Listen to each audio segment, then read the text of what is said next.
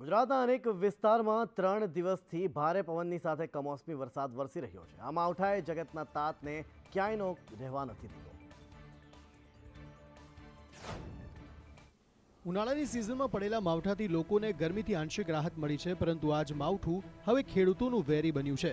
2 દિવસ પહેલા પડેલા વરસાદે ખેડૂતોની મહેનત પર પાણી ફેરવી દીધું છે। વાત કરીએ પાલનપુરના ધાણધાર પંથકમાં ભારે પવનને કારણે ધનપુરામાં શેડના પતરા ઉડ્યા હતા, તો બીજી તરફ પાલનપુર તાલુકાના ધાણતા ગામનો એક વિડીયો સામે આવ્યો, જેમાં ખેડૂત પરિવાર ભારે પવન અને કરા સાથે વરસાદમાં છાપરા બચાવવા પ્રયાસ કરી રહ્યું છે। મોરબીની વાત કરીએ તો ચોમાસા પહેલા જ નગરપાલિકાની બેદરકારી સામે આવી છે। શહેરમાં લગાવેલા જાહેરાત માટેના હોર્ડિંગ્સ જોખમી બન્યા હતા। મહેન્દ્રનગર ચોકડી પાસે ભારે પવનથી હોર્ડિંગ નીચે પડતા બાઇક ચાલક માંડ બચ્યો હતો। તો આ તરફ દ્વારકાના ખંભાળિયા તાલુકામાં વાતાવરણમાં પલટો આવતા ગ્રામ્ય વિસ્તારમાં વરસાદ પડ્યો હતો, તો બીજી તરફ અમરેલીના ખાંભા ગીરમાં ગાજવીજ સાથે કમોસમી વરસાદથી રસ્તા પર પાણી ફરી વળ્યા હતા અને મિની વાવાઝોડાની અસર વર્તાઈ હતી। તો કચ્છના સામખિયાળી કાંઠા વિસ્તારમાં ભારે પવન ફૂંકાતા અનેક વૃક્ષો ધરાશાયી થયા હતા। તો આ તરફ જામનગરના ધ્રોલ અને જોડિયા પંથકમાં પણ પવન સાથે વરસાદ પડ્યો હતો, તો પોરબંદરના કુતિયાણા અને ગામડાઓમાં પણ ભારે પવન સાથે ધોધમાર વરસાદ વરસ્યો હતો। ખેડૂતોને વળતર મુદ્દે ભાજપ કોંગ્રેસ આમને સામને આવી ગયું। પાલ આંબલિયાએ કહ્યું સરકારની દાનત હવે તો સર્વે કરાવશે, તો સામે ભાજપે કહ્યું કે ખેડૂતો પર હામી થવાનો કોંગ્રેસનો પ્રયાસ। ખેડૂતોને ઘણું નુકસાન થયું છે, તેવામાં સરકાર હવે ખેડૂતોને જલ્દીથી વળતર આપે તેવી કોંગ્રેસની માંગ સાથે ભાજપ કોંગ્રેસ સામસામે આવી ગયા છે। પાલ આંબલિયાએ સરકાર પાસે 72 કલાકમાં જ સર્વે કરીને વળતરની માંગ કરી છે, તો સામે ભાજપે પણ વળતો જવાબ આપ્યો। સાચો સર્વે કરજો અને 48 થી 72 કલાકની અંદર સર્વે કરી અને ખેડૂતોને વળતર આપો તેવી ગુજરાત કિસાન કોંગ્રેસની માંગ સાથેનો આજે પત્ર કૃષિમંત્રી અને મુખ્યમંત્રીશ્રીને લખ્યો છે। વરસાદની આગાહી હજુ પણ ચાલુ છે, તો આવા સંજોગોમાં રાજ્યના કૃષિ વિભાગે ખાતરી આપી છે કે સરકાર ભૂતકાળની જેમ હંમેશા ખેડૂતોની સાથે રહેશે અને જ્યાં જ્યાં જરૂર પડશે ત્યાં ખેડૂતોને પૂરક બનવાનો પ્રયાસ કરશે। આવા સંજોગોમાં કિસાન કોંગ્રેસના આગેવાને જે ભાષામાં રાજ્યના મુખ્યમંત્રીને પત્ર લખ્યો છે, મને લાગે છે કે એ ભાષા ખેડૂતોને મદદ કરવાની નહીં પણ પોતાની રાજકીય જાજમ જાળવી રાખવા માટેનો પ્રયાસ હોય, પોલિટિકલ ઓબ્ઝર્વેશન હોય એવું લાગી રહ્યું છે। ખેડૂતો માટે સારા સમાચાર। આ વખતે દેશમાં ચોમાસાની સિઝન થોડી વહેલી આવશે, જેની આગાહી હવામાન વિભાગે કરી હતી। ભારતીય હવામાન વિભાગે ચોમાસાને લઈને આગાહી કરી છે। આ વર્ષે ચોમાસાની સિઝન પ્રમાણમાં વહેલી શરૂ થઈ જશે। આઈએમડીના રિપોર્ટ અનુસાર કેરળમાં 31 મેની આસપાસ ચોમાસું શરૂ થવાની સંભાવના છે। સામાન્ય રીતે દર વર્ષે કેરળમાં 1 થી 2 જૂન દરમિયાન ચોમાસું પ્રવેશે છે અને કેરળ બાદ 7મા દિવસે મહારાષ્ટ્ર અને ત્યારબાદ 7 દિવસમાં ગુજરાતમાં ચોમાસાનો પ્રારંભ થાય છે, પરંતુ ચાલુ સિઝનમાં કેરળમાં 31 મેના દિવસે ચોમાસું શરૂ થઈ જવાની આઈએમડીએ આગાહી કરી છે। તો 19 મેના રોજ ચોમાસું અંદમાન નિકોબાર પહોંચે તેવી શક્યતા છે। અહીં પહોંચ્યા બાદ ચોમાસું દેશના અન્ય ભાગો તરફ આગળ વધશે, જ્યારે 7 જૂને મહારાષ્ટ્ર અને 15 જૂને વિધિવત રીતે ચોમાસું ગુજરાતમાં બેસે તેવી શક્યતાઓ વ્યક્ત કરવામાં આવી છે। હવામાન વિભાગના જણાવ્યા અનુસાર દેશમાં અલ નીનોની વેધર સિસ્ટમ નબળી પડી રહી છે અને લા નીનો સક્રિય બની રહી છે, જેના કારણે આ વર્ષે સારા ચોમાસાના સંકેત જોવા મળી રહ્યા છે અને તેથી જ ભારતમાં ચોમાસું સમય પહેલા આવી શકે છે। રાજ્યમાં ગરમીના પ્રકોપ વચ્ચે વરસાદની આગાહી કરવામાં આવી છે। હવામાન નિષ્ણાંત અંબાલાલ પટેલે રાજ્યમાં 25 જૂનથી જ ચોમાસાની શરૂઆત થઈ જવાની આગાહી કરી। ગુજરાતના ખેડૂતોએ હવે ચોમાસાની રાહ વધારે નહીં જોવી પડે। હવામાન નિષ્ણાંત અંબાલાલ પટેલે આગાહી કરી છે કે 25 જૂનથી રાજ્યના મોટાભાગના વિસ્તારોમાં ચોમાસું શરૂ થઈ જશે।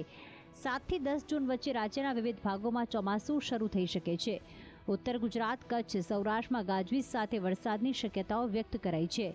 14 થી 18 જૂન વચ્ચે આંધી વંટોળ સાથે વરસાદ વરસી શકે। 26 મેથી 4 જૂન વચ્ચે રોહિણી નક્ષત્રના વરસાદની સંભાવના અંબાલાલ પટેલે વ્યક્ત કરી છે। 21-22 તારીખની આસપાસ વાદળો આવવાની શક્યતા રહેશે, પરંતુ ઉલ્લેખનીય છે કે 26 મેથી 4 જૂન વચ્ચે રોહિણી નક્ષત્રનો વરસાદ રાજ્યના ભિન્ન ભિન્ન ભાગોમાં થવાની શક્યતા છે, જેમાં મધ્ય ગુજરાતના ભાગોમાં રોહિણી નક્ષત્રનો વરસાદ થશે। આખી ગરમી વચ્ચે થશે। સૌરાષ્ટ્રના ઘણા ભાગમાં રોહિણી વરસ છે। વરસાદની સાથે સાથે કાળઝાળ ગરમીની પણ આગાહી કરવામાં આવી છે. રાજ્યમાં 17 મેથી ગરમીનો પ્રકોપ વધશે. 25 મે સુધી મધ્ય ગુજરાતના ભાગોમાં અસહ્ય ગરમી પડી શકે છે. તાપમાન 45 ડિગ્રી સુધી જાય તેવી શક્યતાઓ વ્યક્ત કરાઈ રહી છે. રાજ્યમાં બેફામ ચાલી રહેલા એજન્ટ રાજ મુદ્દે અધિકારીઓનો લૂલો બચાવ. કમ્પાઉન્ડની બહાર એજન્ટો ફરતા હોવાનું રટણ કર્યું. એજન્ટ પ્રથાનો સંદેશ ન્યૂઝે પર્દાફાશ કર્યો. ત્યારબાદ અમારી ટીમ સમગ્ર મુદ્દે વાત કરવા સમાજ કલ્યાણ અધિકારી વીવી ડિંડોર પાસે પહોંચી અને તેમની સાથે વાત કરી, જેમાં તે એજન્ટ પ્રથાનો જાણે કે લૂલો બચાવ કરતા હોય તેવા દ્રશ્યો જોવા મળ્યા. અધિકારીએ વાતચીત દરમિયાન કહ્યું કે કમ્પાઉન્ડની બહાર હોવાથી અમે બોલી શકતા નથી. એજન્ટ્સ બેફામ બન્યા છે, કોઈના કહેવામાં નથી રહ્યા. જો લોકો ફરિયાદ કરે તો પગલાં લઈ શકીએ. કે જે બહાર આ કમ્પાઉન્ડની બહાર આ લોકો એફિડેવિટ કરવા જાય છે ત્યાં એ કરે છે. એસસીબીસી દાખલા માટે તો અમે સીધું અહીંયા નોટિસો મારેલી છે. આ બધું જ કરેલું છે. બહાર નોટિસો મારે કે ભાઈ કોઈને એ નહીં મળવાનું, કંઈક વાંધા હોય તો અધિકારી મળો. અમે બહાર બે અમારા મદદનીશ અધિકારી બેસાડ્યા છે, એમને મળી લો. છતાં પણ ઈડબ્લ્યુએસમાં જે એફિડેવિટ કરવા જાય છે એ ત્યારે આ લોકો ફોર્મ લઈને પકડી લેતા હોય છે. આવા એજન્ટોની મદદ ન લેવા જનતાને અપીલ તો કરવામાં આવી છે. સવાલ અનેક થઈ રહ્યા છે કે કમ્પાઉન્ડની બહાર એજન્ટો હોય તો શું કાર્યવાહી ન થાય? લોકોને હેરાનગતિ થાય તેનું શું? નાફેડમાં બિનહરીફ થયા બાદ મોહન કુંડારિયાએ સંદેશ ન્યૂઝ સાથે વાતચીતમાં કર્યો મોટો દાવો. પક્ષે મેન્ડેટ આપ્યું એટલે હું ચૂંટણી લડ્યો. વિશ્વની ટોચની સંસ્થામાંની એક સંસ્થા એટલે નાફેડ, જેમાં રાજકોટ લોકસભા બેઠક પરથી સાંસદ મોહન કુંડારિયા બિનહરીફ ચૂંટાયા છે. કુંડારિયા બિનહરીફ ચૂંટાતા તેમણે સંદેશ ન્યૂઝ સાથે વાત કરી, જેમાં તેમણે કહ્યું કે પાર્ટીએ મને મૌખિક મેન્ડેટ આપ્યું હતું. ચૂંટણીમાં જો મને મેન્ડેટ ન મળ્યું હોય તો હું ચૂંટણી લડ્યો જ ન હોત. તમામ લોકોએ સાથે બેસીને નક્કી કર્યું અને અન્ય ઉમેદવારોએ ફોર્મ પરત ખેંચ્યા અને હું બિનહરીફ ચૂંટણી જીત્યો. હું પાર્ટીની સાથે અને પાર્ટીનો શિસ્તબદ્ધ સૈનિક છું. ગુજરાતના બધા સહકારી ક્ષેત્રના આગેવાનો અને અમારી પાર્ટી ઇન્વોલ્વ થઈને બધાને એમ કીધું કે આપણે બિનહરીફ કરવું છે, તો બધા સાથે નિર્ણય કરો. તો બધા આગેવાનો સાથે બેઠા. અજય પટેલ હોય, દિલીપ સંઘાણી હોય, જયેશભાઈ પટેલ હોય અને પાર્ટી અમારી ઇન્વોલ્વ થઈ હતી. પાર્ટીના અધ્યક્ષે પણ કીધું કે આ સીટને બિનહરીફ કરવી છે. બધા સંયુક્ત મળીને મારા માટેની પસંદ કરી, બાકીને બધા પ્રેમથી પાછા ખેંચી લીધા. એના કારણે મારું બિનહરીફ થયું. જંબુસરમાં ધાર્મિક લઘુમતી અંગેના દાખલા કઢાવવા જતા તલાટી દ્વારા મૌલવીઓનું સર્ટિફિકેટ માંગતા નવો વિવાદ સામે આવ્યો છે. હાલ ધોરણ 10 અને 12ની પરીક્ષાઓ પૂર્ણ થઈ છે અને વિદ્યાર્થીઓને વધુ અભ્યાસ અર્થે જાતિના દાખલાની જરૂર પડતી હોય છે. ત્યારે જંબુસરમાં ધાર્મિક લઘુમતીના દાખલા માટે તલાટી દ્વારા મૌલવીનું સર્ટિફિકેટ માંગવામાં આવ્યું, જેને લઈને મુસ્લિમ સમુદાયમાં રોષ જોવા મળી રહ્યો છે. આ બાબતે અરજદારની ટીડીઓ સાથેની ટેલિફોનિક વાતચીતમાં મૌલવીના સર્ટિફિકેટ માટેનું પરિપત્ર માંગતા ટીડીઓ ગુસ્સે ભરાયા હતા. તો બીજી તરફ વિદ્યાર્થીઓને જાતિના દાખલા માટે ભટકવાનો વારો આવ્યો છે, જેને લઈને લોકોમાં ભારે રોષ જોવા મળી રહ્યો છે. ત્યાં છે ને તે તલાટી કમ મંત્રી જાતિના દાખલા કઢાવવા જાય છે ને, તો મૌલવી કે મહારાજનું સર્ટિફિકેટ માંગે છે કે ભાઈ તમે મૌલવી કે મહારાજનું સર્ટિફિકેટ લઈ આવો, ત્યાર પછી જાતિનો દાખલો નીકળે છે. એટલે મૌલવીનો દાખલો કમ્પલસરી છે એવો કોઈ પરિપત્ર છે? આપણા છોકરા મદ્રેસામાં ભણતા હોય ને તો એનો દાખલો જરૂરી છે, આપવો પડે. મદ્રસામાં થોડા છોકરાઓ એટલે સ્કૂલમાં જ ભણે ને, પત્ર આપી દો તો આપણે મૌલવીઓને પરિપત્ર બતાવીએ કે લાવો દાખલો, પછી ના કેમ આપે? હે પરિપત્ર મારે ગોતવાનો છે ટીડીઓ? હા તો કઈ વાંધો નહીં, હું પ્રાંત સાહેબને કહું છું. સુપ્રીમ કોર્ટે આજે દિલ્હી લીગર પોલિસી કેસમાં ઈડીની ધરપકડ વિરુદ્ધ સીએમ અરવિંદ કેજરીવાલની અરજી પર સુનાવણી કરી. કેજરીવાલને જામીન આપવા પર કોર્ટે કહ્યું કે તેમને કોઈ ખાસ છૂટ આપવામાં આવી નથી. જસ્ટિસ સંજીવ ખન્ના અને જસ્ટિસ દીપાંકર દત્તાની બેન્ચે કહ્યું કે અમે અમારા નિર્ણયમાં કહ્યું છે કે અમને તે યોગ્ય લાગ્યું છે. જોકે કોર્ટે એમ પણ કહ્યું છે કે અમે આ નિર્ણયની જટિલ સમીક્ષાને આવકારીએ છીએ. Solicitor general Tushar Mehta ED વતી કોર્ટમાં હાજર થયા હતા. તેમણે કહ્યું કે જામીન પર બહાર આવ્યા બાદ કેજરીવાલ તેમના ચૂંટણી ભાષણોમાં કહી ગયા છે કે જો લોકો આપને મત આપશે તો તેમને બીજી જૂને જેલમાં નહીં જવું પડે. સુપ્રીમ કોર્ટે કહ્યું કે આ તેમની આગાહી છે, અમે આ અંગે કશું કહી શકીએ તેમ નથી. કેજરીવાલના વકીલ અભિષેક મનુ સિંઘવીએ કહ્યું કે એક કેન્દ્રીય મંત્રીએ પણ નિવેદન આપ્યું છે કે જો કે સુનાવણી દરમિયાન તેમનું નામ લેવામાં આવ્યું ન હતું. ઈડીએ સુપ્રીમ કોર્ટને કહ્યું કે તે દારૂ નીતિ કેસમાં આમ આદમી પાર્ટીને પણ આરોપી બનાવશે. પાર્ટી વિરુદ્ધ ટૂંક સમયમાં ફરિયાદ દાખલ કરવામાં આવશે. તપાસ એજન્સીએ કહ્યું કે તેમની પાસે પુરાવા છે કે ગોવા વિધાનસભા ચૂંટણીમાં આપ દ્વારા દારૂના કૌભાંડના પૈસા ખર્ચવામાં આવ્યા હતા. તપાસ એજન્સીએ મનીષ સિસોદિયાની જામીન અરજી પર સુનાવણી દરમિયાન 2 દિવસ પહેલા દિલ્હી હાઈકોર્ટ સમક્ષ આ પ્રકારનું નિવેદન આપ્યું હતું. સુપ્રીમ કોર્ટે 10 મેના રોજ કેજરીવાલને વચગાળાના જામીન આપ્યા હતા. કેજરીવાલને લોકસભા ચૂંટણીના પ્રચાર માટે 1 જૂન સુધી રાહત મળી છે. દેશમાં લોકસભાની ચૂંટણીને લઈને 4 તબક્કાનું મતદાન પૂર્ણ થઈ ગયું છે. ત્યારે અત્યાર સુધીમાં કેટલું મતદાન થયું, કેટલા લોકોએ મત આપ્યો તે અંગે ચૂંટણી કમિશનરે જાણકારી આપી છે. ચૂંટણી પંચના જણાવ્યા અનુસાર પ્રથમ 4 તબક્કામાં 66.95% મતદાન થયું હતું, જેમાં કુલ 45 કરોડ લોકોએ મતદાન કર્યું છે. પંચે મતદારોને પણ અપીલ કરી છે કે તેઓ મોટી સંખ્યામાં ઘરની બહાર આવે અને બાકીના 3 તબક્કામાં મતદાન કરે. આંધ્રપ્રદેશના મુખ્ય ચૂંટણી અધિકારી મુકેશ કુમાર મીણાએ જણાવ્યું હતું કે રાજ્યની 25 લોકસભા અને 175 વિધાનસભા બેઠકો માટે યોજાયેલી ચૂંટણીમાં કુલ 81.86% મતદાન નોંધાયું હતું. મુખ્ય ચૂંટણી અધિકારીએ જણાવ્યું કે 80.66% મત ઈવીએમ દ્વારા, જ્યારે 1.2% મતદારોએ પોસ્ટલ બેલેટ દ્વારા મતદાન કર્યું હતું. સમગ્ર દેશમાં ચોથા તબક્કાના મતદાનમાં સૌથી વધુ મતદાન આંધ્રપ્રદેશમાં નોંધાયું છે. તેમણે કહ્યું કે રાજ્યના ઇતિહાસમાં આ સૌથી વધુ મતદાન નોંધાયું છે. ચૂંટણી પંચે વધુમાં જણાવ્યું કે વર્ષ 1996 બાદ સૌથી વધુ જમ્મુ કાશ્મીર અને શ્રીનગર લોકસભા સીટ પર 38% મતદાન થયું છે. અગાઉ 1996માં જમ્મુ કાશ્મીરની આ સીટ પર લગભગ 41% મતદાન થયું હતું. શ્રીનગર મત વિસ્તાર હેઠળના શ્રીનગર, ગાંદરબલ, પુલવામા, બડગામ અને શોપિયા જિલ્લાઓમાં 2135 મતદાન મથકો પર મતદાન થયું હતું. આસામના મુખ્યમંત્રીના નિવેદન પર શરૂ થયા વાર પલટવાર. કપિલ સિબ્બલ પલટવાર કરતા બોલ્યા કે શું 400 બેઠક નહીં આવે તો પીઓકે પરત નહીં લાવો. આસામના મુખ્યમંત્રી હેમંત શર્મા બિસ્વાએ ગઈકાલે નિવેદન આપ્યું હતું કે પીઓકે પરત લાવવા માટે આ વખતે લોકસભામાં 400 પાર બેઠકો લાવવી જરૂરી છે. બસ આ જ નિવેદન બાદ કોંગ્રેસ પણ એક્શન મોડમાં આવ્યું. કોંગ્રેસના વરિષ્ઠ નેતા કપિલ સિબ્બલે નિવેદન આપ્યું કે શું 400 બેઠક નહીં આવે તો સરકાર પીઓકે પરત નહીં લાવે. ચીને જે હિસ્સો આંચક્યો છે તે પણ પરત લાવો.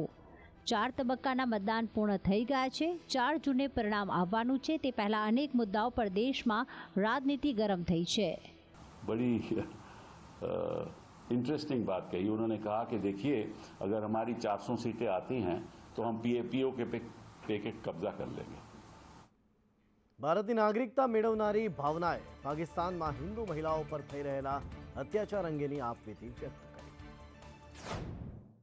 સીએ કાયદા હેઠળ પાડોશી દેશોમાં ધાર્મિક અત્યાચારનો ભોગ બનેલા કેટલાક પરિવારોને ભારતે પોતાની નાગરિકતા આપી. બુધવારે ગૃહ મંત્રાલય દ્વારા 350 લોકોને ભારતીય નાગરિકતા આપવામાં આવી, જેમાં 14 લોકોને ગૃહ મંત્રાલય ખાતે બોલાવીને દસ્તાવેજો સોંપવામાં આવ્યા તો બીજા લોકોને ડિજિટલી નાગરિકતા પ્રદાન કરવામાં આવી. ભારતીય નાગરિકતા મેળવનારી પાકિસ્તાનની ભાવના નામની દીકરીએ પાકિસ્તાનમાં હિન્દુઓ પર થઈ રહેલા અત્યાચાર વિશે આપવીતી વ્યક્ત કરી. ભાવનાએ જણાવ્યું કે પાકિસ્તાનમાં હિન્દુ છોકરીઓને ભણવા દેવામાં નથી આવતી. હિન્દુ છોકરીઓ ઘરની બહાર નથી નીકળી શકતી. જો ઘરની બહાર નીકળે તો તેનું અપહરણ કરી તેને બળજબરીથી ઇસ્લામ ધર્મ કબૂલ કરાવવામાં આવે છે. પાકિસ્તાનમાં હિન્દુ છોકરીઓ ભયના માહોલમાં જીવન વિતાવી રહી છે. સુપ્રીમ કોર્ટે આજે મની લોન્ડરિંગ મામલે ચુકાદો આપ્યો. સુપ્રીમ કોર્ટે કહ્યું કે જો મામલો સ્પેશિયલ કોર્ટ સુધી પહોંચી ગયો છે તો ઈડી તે વ્યક્તિની ધરપકડ કરી શકશે નહીં. સુપ્રીમ કોર્ટે આજે કહ્યું કે જો મની લોન્ડરિંગનો મામલો સ્પેશિયલ કોર્ટમાં પહોંચ્યો છે તો એન્ફોર્સમેન્ટ ડિરેક્ટોરેટ PMLA કલમ 19 હેઠળ આરોપીઓની ધરપકડ કરી શકશે નહીં. પંજાબ અને હરિયાણા હાઈકોર્ટના નિર્ણય પર આધારિત છે, જેમાં હાઈકોર્ટે આરોપીની ધરપકડ પૂર્વેની જામીન અરજીને આ વર્ષે જાન્યુઆરીમાં ફગાવી દીધી હતી. આ મામલો જમીન કૌભાંડ સાથે સંબંધિત છે, જેમાં કેટલાક મહેસૂલ અધિકારીઓને મની લોન્ડરિંગ હેઠળ આરોપી બનાવવામાં આવ્યા હતા. કેદારનાથ, બદ્રીનાથ, યમનોત્રી અને ગંગોત્રીના 4 ધામોમાં મોબાઈલ ફોન પર પ્રતિબંધ મૂકવામાં આવ્યો. સંકુલની 200 મીટરના વિસ્તારમાં ભક્તો મોબાઈલ ફોનનો ઉપયોગ કરી શકશે. ઉત્તરાખંડના મુખ્ય સચિવ રાધા રતુરીએ આ માહિતી આપતા કહ્યું કે આ વર્ષે ચારધામ યાત્રા માટે ગયા વર્ષની સરખામણીમાં બમણી સંખ્યામાં ભક્તો આવી રહ્યા છે. તેમણે ઉત્તરાખંડ ટુરિઝમની વેબસાઇટ પર રજીસ્ટ્રેશન કરાવ્યા પછી જ આવવું. તેમણે કહ્યું કે આ સમય દરમિયાન એવા ઘણા લોકો આવી રહ્યા છે કે જેઓ આસ્થા માટે નથી આવતા પરંતુ માત્ર ફરવા માટે આવી રહ્યા છે અને તેમની કેટલીક હરકતોથી લોકોની આસ્થાને ઠેસ પહોંચી રહી છે અને લોકોની આસ્થાને ઠેસ ન પહોંચે તેનું ખાસ ધ્યાન રાખવાની જરૂર છે, જેના કારણે આ નિર્ણય લેવામાં આવ્યો છે. તેમણે કહ્યું કે યાત્રાળુઓ માટે તમામ વ્યવસ્થા કરવામાં આવી છે. જમ્મુ કાશ્મીરના રામબનમાં જમીન ધસવાના મામલે નેશનલ ડિઝાસ્ટર મેનેજમેન્ટ ઓથોરિટીએ એક રિપોર્ટ તૈયાર કર્યો જે જણાવે છે કે અહીં જમીન ધસી જવી એ કુદરતી આફતની નિશાની છે. એનડીએમએની ટીમે ભૂસ્ખલનથી પ્રભાવિત 1.2 કિલોમીટર વિસ્તારમાં લોકોને ન રહેવા દેવાની સૂચના આપી છે. જમ્મુ કાશ્મીરની ચિનાબ ખીણમાં સ્થિત 3 જિલ્લા ડોડા, રામબન અને કિશ્તવાડમાંથી 120 કિલોમીટરથી વધુનો ભાગ ધસી ગયો છે. સ્થાનિકોનો દાવો છે કે ડોડા, રામબન અને કિશ્તવાડ જિલ્લામાં રોડ, ટનલ અને હાઇડ્રો ઇલેક્ટ્રિક પ્રોજેક્ટ જેવી બાંધકામ પ્રવૃત્તિઓ તેમજ ભૂકંપના લીધે આ વિસ્તારની જમીન નબળી પડી છે. લોકોનું કહેવું છે કે અહીં ચાલી રહેલા 4 પ્રોજેક્ટ અને આ વિસ્તાર ભૂકંપગ્રસ્ત ઝોન 4 હોવાના કારણે જમીન ધસી જવાની ઘટનાઓ બની રહી છે. તપાસ ટીમે એ વાતનો ઇનકાર કર્યો હતો કે ગુલ સંગલદાન રોડ પર તાજેતરમાં થયેલા ભૂસ્ખલન ચિનાબ ખીણમાં થઈ રહેલા બાંધકામ કાર્યોના કારણે થયું હતું. એનડીએમએ ટીમનું નેતૃત્વ CBRIOના મુખ્ય વૈજ્ઞાનિક પ્રોફેસર DP કાનોનગો દ્વારા કરવામાં આવ્યું હતું. ભારત બાયોટેકની કોરોના રસી કોવેક્સિનની પણ આડઅસરો થાય છે. એક સંશોધનમાં આ બાબતે સામે આવી છે. બનારસ હિન્દુ યુનિવર્સિટીમાં હાથ ધરવામાં આવેલા સંશોધન મુજબ અભ્યાસમાં ભાગ લેનારા લગભગ 1/3 લોકોમાં કોવેક્સિનની આડઅસરો જોવા મળી હતી. આ લોકોમાં શ્વસન ચેપ, લોહિત ગંઠાઈ જેવા અને ત્વચા સંબંધિત રોગો જોવા મળ્યા હતા. સંશોધકોએ શોધી કાઢ્યું છે કે કિશોરો, ખાસ કરીને જેઓ કોઈપણ એલર્જીથી પીડિત છે, તેઓ કોવેક્સિનથી જોખમમાં છે. થોડા દિવસ પહેલા ભારત બાયોટેક કોવેક્સિન બનાવતી કંપની છે. તેણે કહ્યું હતું કે તેમના દ્વારા બનાવવામાં આવેલી રસી સલામત છે. વડાપ્રધાન નરેન્દ્ર મોદીએ પણ કોવેક્સિનના 2 ડોઝ લીધા છે. સુરતની સુમુલ ડેરી દ્વારા પશુપાલકો માટે હિતકારી નિર્ણય લેવામાં આવ્યો છે. ડેરીએ પશુપાલકોને કરોડોનું બોનસ આપવાની જાહેરાત કરી. સુરતની જાણીતી સુમુલ ડેરી દ્વારા ફરી એકવાર પશુપાલકોને લઈને મોટો નિર્ણય લેવામાં આવ્યો છે. સુમુલ ડેરી દ્વારા જાહેરાત કરવામાં આવી છે કે સુમુલ ડેરી દ્વારા પશુપાલકોને કરોડોનું બોનસ આપવામાં આવશે. સુમુલ ડેરીના ચેરમેન દ્વારા આ જાહેરાત કરવામાં આવી છે.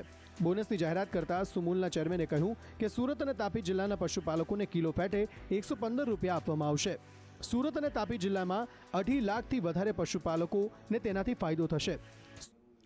હવે ભારતીય પ્રવાસીઓ માલદીવ નહીં પણ શ્રીલંકા પહોંચી રહ્યા છે. શ્રીલંકાના પ્રવાસન મંત્રી હરીન ફર્નાન્ડોએ કહ્યું છે કે ભારતીય પ્રવાસીઓ દ્વારા માલદીવનો બહિષ્કાર કરવાની હાકલની શ્રીલંકાના પ્રવાસન ઉદ્યોગ પર સકારાત્મક અસર પડી રહી છે.